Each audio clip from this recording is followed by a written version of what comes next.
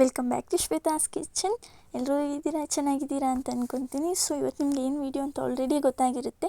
So ಇವತ್ತಂತೂ ಎಲ್ರಿಗೂ ಇಷ್ಟ ಆಗುವಂಥ ಅವರೆಕಾಳಿನಲ್ಲಿ ಹುಳಿ ಸಾರು ಮಾಡೋದು ಹೇಗೆ ಮಾಡೋದು ಅಂತ ತೋರಿಸ್ಕೊಡ್ತೀನಿ. ಇದಂತೂ ಎಲ್ರಿಗೂ ಇಷ್ಟ ಆಗುವಂಥದ್ದು. ಆ್ಯಂಡ್ ಇದರಲ್ಲಿ ತುಂಬ ಥರ ಸಾರು ಮಾಡ್ಬೋದು. ಎಸ್ಪೆಷಲಿ ಇದ್ಕಿದ ಬೇಳೆ ಸಾರು ಅಂತೂ ಎಲ್ರಿಗೂ ಇಷ್ಟ ಆಗೇ ಆಗುತ್ತೆ. ಸೊ ಈಗ ಹೇಗೆ ಮಾಡೋದು ನೋಡೋಣ. ಈಗ ನಾನಿಲ್ಲೊಂದು ಕುಕ್ಕರ್ ಇಟ್ಕೊಂಡಿದ್ದೀನಿ. ನೀವು ಬೇಕಂದರೆ ಬರೀ ಅವರೆಕಾಳನ್ನು ಕೂಡ ಆ್ಯಡ್ ಮಾಡ್ಬೋದು, ಅದರಲ್ಲೇ ಮಾಡ್ಬೋದು. ನಾನಿಲ್ಲಿ ಸ್ವಲ್ಪ ಸುಂಡೆ ಕಾಳನ್ನು ಆ್ಯಡ್ ಮಾಡ್ಕೊಂಡಿದ್ದೀನಿ.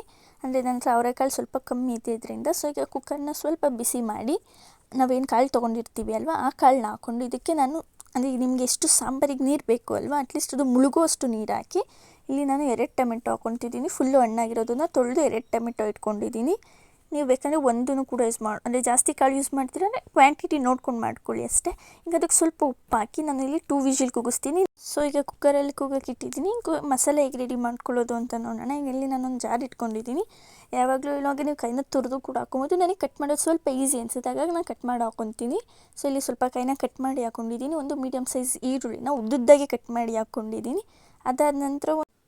ಅದಾದಮೇಲೆ ಇಲ್ಲಿ ಸ್ವಲ್ಪ ಹುಣಸೆಹಣ್ಣು ಕೂಡ ಹಾಕ್ಕೊಂಡಿದ್ದೀನಿ. ನಿಮ್ಗೆ ಹುಳಿ ಜಾಸ್ತಿ ಇಷ್ಟ ಆಗಲ್ಲ ಅಂದರೆ ಸ್ವಲ್ಪ ಕಮ್ಮಿನೇ ಹಾಕ್ಕೊಬೋದು. ಇಲ್ಲಿ ನಾನು ಕಮ್ಮಿನೇ ಕೂಡ ಹಾಕ್ಕೊಂಡಿದ್ದೀನಿ. ಈಗ ನಾವೇನು ಈ ಕಡೆ ಬೇಯಿಸೋಕೆ ಇಟ್ಟಿದ್ವಿ ಅಲ್ವಾ ಟೊಮೆಟೊ ಹಾಗೆ ಕಾಳುಗಳನ್ನ ನೋಡ್ಬೋದು. ನಾನು ಬರೀ 2 ವಿಷಿಲ್ ಮಾತ್ರ ಕುಗ್ಸಿದ್ದು. ನಿಮ್ಮ 2 ವಿಷಿಲಲ್ಲೇ ಕರೆಕ್ಟಾಗಿ ಬೆಂದಿರುತ್ತೆ. ಸೊ ಅವರೆಕಾಳು ಸುಂಡೆಕಾಳು 2 ಕರೆಕ್ಟಾಗಿ ಬೆಂದಿತ್ತು. ಸೊ ಈಗ ನಾನು ಟೊಮೆಟೊ ಮತ್ತು ಅದರಲ್ಲಿ ಸ್ವಲ್ಪ ಕಾಳನ್ನ ತೆಗೆದು ಬೇರೆ ಬೌಲಿಗೆ ಇಡ್ತಾಯಿದ್ದೀನಿ. ನೀವು ಕಾಳನ್ನ ನಾವು ಎಂತಕ್ಕೆ ಹಾಕ್ತೀವಿ ಅಂತಂದರೆ, ನೀವು ಏನಾದರೂ ಜಾಸ್ತಿ ಜನಕ್ಕೆ ಮಾಡ್ತಿದ್ದೀರಾ ಅಂದರೆ ನೀವು ಕ್ವಾಂಟಿಟಿ ಜಾಸ್ತಿ ಹಾಕ್ಕೊಳ್ಳಿ ಕಾಳು. ನಾನು ಸ್ವಲ್ಪ ಇರೋದ್ರಿಂದ ಸ್ವಲ್ಪ ಮಾತ್ರ ಹಾಕ್ಕೊಂಡಿದ್ದೀನಿ. ನಾವು ಕಾಳನ್ನ ಹಾಕೋದ್ರಿಂದ ನಮ್ಮ ಮಸಾಲೆ ಜಾಸ್ತಿ ಅನಿಸುತ್ತೆ ಆ್ಯಂಡ್ ಗಟ್ಟಿ ಕೂಡ ಬರುತ್ತೆ, ಹಾಗಾಗಿ ಹಾಕ್ಕೊತೀವಿ ಅಷ್ಟೇ. ಈಗ ಏನು ನಾನು ಬಟ್ಲಲ್ಲಿ ತೆಗೆದಿಟ್ಕೊಂಡೆ ಅಲ್ವಾ, ಸ್ವಲ್ಪ ಆರಿದ ಮೇಲೆ ಹಾಕ್ಕೊಳ್ಳಿ, ಬಿಸಿದಾಗ ಹಾಕ್ಕೊಂಬಿಡಿ. ಸೊ ಈಗ ಅದನ್ನು ನಾನು ಜಾರಿಗೆ ಹಾಕ್ಕೊಂಡಿದ್ದೀನಿ.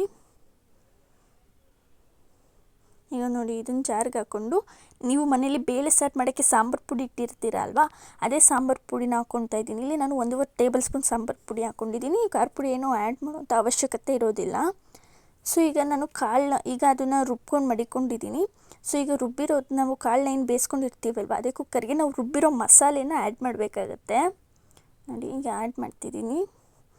ಕ್ಲೀನಾಗಿ ಅದನ್ನು ಹಾಕ್ಬಿಟ್ಟು ಕ್ಲೀನಾಗಿ ಒಂದ್ಸಲಿ ಮಿಕ್ಸ್ ಮಾಡ್ಕೊಂಡಿದ್ದೀನಿ ನೋಡಿ. ಸೊ ಈಗ ಇದನ್ನು ಕ್ಲೀನಾಗಿ ಮಿಕ್ಸ್ ಮಾಡ್ಕೊಂಡಿದ್ದೀನಿ. ಇದಕ್ಕೆ ನೀವು ಬೇಕಾದ್ರೆ ಯಾವುದೇ ತರಕಾರಿ ಕೂಡ ಹಾಕ್ಬೋದು. ಲೈಕ್ ಕ್ಯಾರೆಟು, ಹುರುಳಿಕಾಯಿ ಆ್ಯಂಡ್ ಆಲೂಗಡ್ಡೆ. ಇಲ್ಲಿ ನಾನು 1 ಗೆಡ್ಡೆಕೋಸು ಹಾಗೆ 1 ಕಪ್ಪು ಬದನೆಕಾಯಿನ ಹಾಕ್ಕೊಂಡಿದ್ದೀನಿ. ನೀವು ಯಾವುದೇ ತರಕಾರಿ ಬೇಕಾದರೂ ಹಾಕ್ಬೋದು, ಇಲ್ಲ ತರಕಾರಿ ಇಲ್ಲದೆ ಹಾಗೆ ಕೂಡ ಮಾಡ್ಬೋದು. ಬಟ್ ತರಕಾರಿ ಹಾಕಿದರೆ ಚೆನ್ನಾಗಿರುತ್ತೆ ಆ್ಯಂಡ್ ಬಾಯಿಗೆ ಏನಾದರೂ ತಿನ್ನೋಕ್ಕೆ ಸಿಗುತ್ತೆ ಅಂತ ಹಾಕ್ಕೊಂಡಿದ್ದೀನಿ ಅಷ್ಟೇ. ಯಾಕೆಂದರೆ ಅವರೆಕಾಳು ನಾನು ಸ್ವಲ್ಪ ಕಮ್ಮಿ ಹಾಕಿದ್ರಿಂದ. ಸೊ ಈಗ ಅವೆರಡನ್ನೂ ಹಾಕಿ ಒಂದ್ಸಲಿ ಕ್ಲೀನಾಗಿ ಮಿಕ್ಸ್ ಮಾಡ್ಕೊಳ್ಳಿ. ಕ್ಲೀನಾಗಿ ಮಿಕ್ಸ್ ಆದಮೇಲೆ ರುಚಿಗೆ ಎಷ್ಟು ಬೇಕೋ ಅಷ್ಟು ಉಪ್ಪನ್ನ ನೋಡ್ಕೊಂಡು ಹಾಕ್ಕೊಂಡು ಕುಕ್ಕರ್ನ ಮುಚ್ಚಿ, ನೀವು ಕುಕ್ಕರ್ನ ಮುಚ್ಚದೇ ಬೇಕಾದ್ರೆ ಅದ್ರ ಮೇಲೆ ಒಂದು ಪ್ಲೇಟ್ ಮುಚ್ಚಿ ನಿಮಗೆ ಟೈಮ್ ಇದೆ ಅಂದರೆ ಒಂದು 5 to 6 ಮಿನಿಟ್ಸ್ ಬೇಯಿಸ್ಕೋಬೋದು. ಇಲ್ಲ ನಿಮಗೆ ಟೈಮ್ ಇಲ್ಲ ಅಂದರೆ ಕುಕ್ಕರ್ನ ಮುಚ್ಚಿ 1 ವಿಷಿಲ್ ಕುಗ್ಸಿದ್ರೆ ಸಾಕು, ಅದೆಷ್ಟು ಚೆನ್ನಾಗಿ ಬಂದಿರುತ್ತೆ. ಸೊ ನೋಡಿ, ಈಗ ಆಲ್ರೆಡಿ ಇಷ್ಟು ಚೆನ್ನಾಗಿ ಬಂದಿದೆ. 1 ವಿಷಿಲಲ್ಲೇ ನಿಮಗೆ ಗೆಡ್ಡೆಕೋಸು ಬದನೆಕಾಯಿ ಕೂಡ ಬೆಂದಿರುತ್ತೆ. ಸೊ ಈ ಥರ ನಿಮಗೇನಾದ್ರು ಜಾಸ್ತಿ ನೀರು ಆ್ಯಡ್ ಮಾಡಬೇಕಂದ್ರೆ ಈ ಟೈಮ್ನಲ್ಲಿ ಸ್ವಲ್ಪ ಬಿಸಿ ನೀರನ್ನ ಆ್ಯಡ್ ಮಾಡ್ಕೊಳ್ಳಿ ತಣ್ಣೀರಿಗಿಂತ. ಸೊ ನನಗೆ ಈ ಕ್ವಾಂಟಿಟಿಲಿ ಸರಿ ಅನ್ನಿಸ್ತಿದೆ, ಅಂದರೆ ಅನ್ನಕ್ಕೆಲ್ಲ ಸಾಕಾಗುತ್ತೆ ನನಗೆ. ಸೊ ನೋಡಿ, ನಿಮಗೆ ಗೊತ್ತಾಗ್ತಿದೆ ಅನ್ಕೋತೀನಿ ಹಿಂಗೆ ಬಂದಿದೆ ಸಾಂಬಾರು ಅಂತ. ಆ್ಯಂಡ್ ಇದಂತೂ ಎಲ್ರಿಗೂ ಇಷ್ಟ ಆಗೋ ರೆಸಿಪಿ ಅಂತ ನಾನು ಅಂದ್ಕೊಂಡಿದ್ದೀನಿ. ಸೊ ಈಗ ಸಾಂಬಾರಿಗೆ ಒಗ್ಗರಣೆ ಹಾಕಬೇಕಲ್ವಾ, ಸೊ ಒಗ್ಗರಣೆಗೆ ಹಾಕೋದು ಅಂತ ನೋಡೋಣ. ಈಗ ಒಂದು ಚಿಕ್ಕ ಬಾಣಲಿ ಇಟ್ಕೊಂಡಿದ್ದೀನಿ. ಈ ಬಾಣಲಿಗೆ ಎಣ್ಣೆ, ಸ್ವಲ್ಪ ಸಾಸಿವೆ, ಹಾಗೆ ನೀವು ಸಾಸಿವೆನ ಸ್ವಲ್ಪ ಜಾಸ್ತಿ ಹಾಕ್ಕೊಂಡು ಚೆನ್ನಾಗೇ ಇರುತ್ತೆ. ಆ್ಯಂಡ್ 1 ಕಡ್ಡಿಯಷ್ಟು ಕರಿಬೇವು, ಅದನ್ನೆಲ್ಲ ಹಾಕಿ ನಾವು ಸಾಂಬಾರನ್ನ ತೊಗೊಂಡು 1 ಸೌಟ್ ಅದಕ್ಕೆ ಹಾಕ್ಕೊಬೇಕಾಗುತ್ತೆ ಬಾಣಲಿಗೆ. ಇಲ್ಲ ನೀವು ಬರೀ ಇಷ್ಟು ಒಗ್ಗರಣೆ ಹಾಕ್ಬಿಟ್ಟು ಅದಕ್ಕೆ ಬಗ್ಸ್ಲೂಬಹುದು. ಬಟ್ ಈ ಥರ ಮಾಡಿದರೆ ಎಣ್ಣೆ ಏನಿರುತ್ತೆ ಅದೆಲ್ಲ ಫುಲ್ಲು ಬರೋಲ್ಲ ಒಂದೊಂದ್ಸಲಿ. ಸೊ ಈ ಥರ ಮಾಡಿದ್ರೆ ಕರೆಕ್ಟಾಗಂತ ನನಗನ್ಸುತ್ತೆ. ಸೊ ಈ ಥರ ಒಗ್ಗರಣೆ ಹಾಕ್ಕೊಂಡು ಈ ಕಡೆ ಸಾಂಬಾರು ಇಟ್ಟಿರ್ತೀವಿ ಅಲ್ವಾ, ಈಗ ಆ ಸಾಂಬಾರಿಗೇ ಆ ಒಗ್ಗರಣೆ ಏನು ಹಾಕಿರ್ತೀವಿ ಅದನ್ನು ತಂದು ಇದಕ್ಕೆ ಬಿಟ್ಕೊಳ್ಳೋದು ಅಷ್ಟೇ. ಸೊ ಇದಾಗಿತ್ತು ಇವತ್ತಿನ ವಿಡಿಯೋ. ಹೋಪ್ ಈ ವಿಡಿಯೋ ನಿಮ್ಗೆ ಇಷ್ಟ ಆಗಿದೆ ಅಂತ. ಇಷ್ಟ ಆಗಿದೆ ದಯವಿಟ್ಟು ಒಂದು ಲೈಕ್ ಮಾಡಿ, ಶೇರ್ ಮಾಡಿ, ಸಬ್ಸ್ಕ್ರೈಬ್ ಮಾಡಿ ಆ್ಯಂಡ್ ಬೆಲ್ ಒತ್ತೋದು ಮರಿಬೇಡಿ.